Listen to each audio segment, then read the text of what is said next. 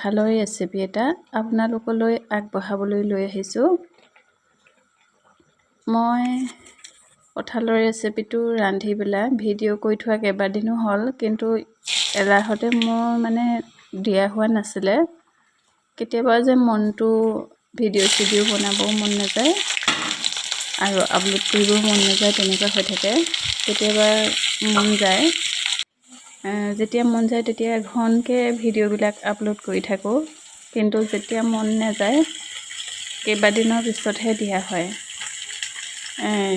কঁঠালৰ ৰেচিপিটো মই কেনেকৈ ৰান্ধোঁ তাকে আপোনালোকক দেখাওঁ আৰু কৈ দিওঁ বোলো। যিবিলাকে কঁঠালৰ মুচি ৰান্ধি খাই পাইছে তেওঁলোকেতো জানেই, ভালদৰে ৰান্ধিব জানিলে মাংসৰ দৰে লাগে খাবলৈ, খুব টেষ্টি হয়। আৰু এনেকুৱা আমাৰ বতৰৰ বস্তুবোৰ, পাচলি হওক ফল মূলেই হওক, এনেকুৱা ধৰণৰ চব্জিবোৰ বা পাচলিবোৰ খাই থাকিব লাগে। স্বাস্থ্যৰ কাৰণে ভাল।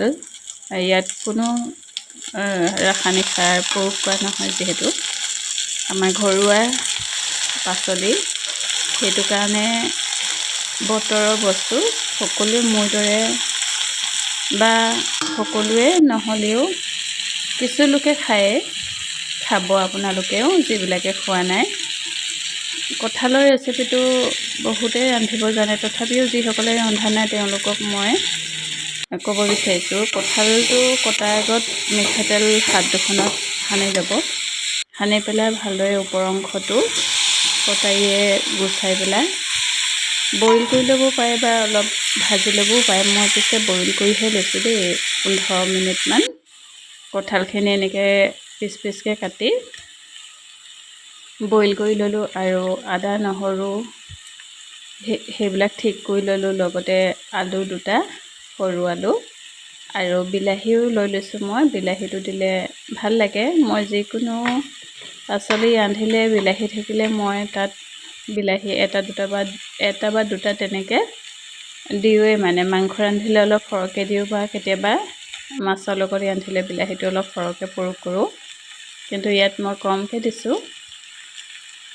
মছলাখিনি ঠিক কৰি ভাজি লোৱাৰ পাছত মই বইল কৰি থোৱা কঁঠালখিনি দিলোঁ, লগতে আলু দিলোঁ, আৰু এয়া ধনিয়াও দি দিছোঁ। খুব সুন্দৰ হয় ৰান্ধিব জানিলে। মই আটাইখিনি একেলগতে এনেদৰে দি পেলাই অলপ সময় ঢাকোন মাৰি মাৰি ভাজি থাকিলোঁ, আৰু পানী অলপ দিলোঁ। পানী অলপ দিবই লাগিব। আৰু এয়া ঘৰতে মই জলকীয়া আচাৰ কৰি থৈছিলোঁ। আচাৰ আৰু ডুবাই থৈছোঁ, দুফাল দুফাল কৰি জলকীয়াটো ভালদৰে ধুই ৰ'দত শুকুৱাই দুফাল কৰি তাতে গৰম কৰা মিঠাতেল দি থৈছোঁ, সম্পূৰ্ণ জলকীয়াখিনি ডুব যোৱাকৈ। আৰু মই যদি কিবা পাচলি ৰান্ধোঁ তেনেকৈ 2টা 3টা দি থাকোঁ, ঘৰতে প্ৰস্তুত কৰা জলকীয়া। আৰু এয়া দেখিছে নহয়, কঁঠালৰ মুচি ৰেচিপি হৈ গ'ল। আপোনালোকক বৰ বেছিকৈ মই আজি কোৱা নাই, কাৰণ আপোনালোকে ৰান্ধি থাকিলে গম পাই যাব কেনেকৈ ৰান্ধিব লাগে। এই খাবলৈ সাজু হ'ল, মই বাঢ়ি পেলাই আপোনালোকক দেখালোঁ। Thank U.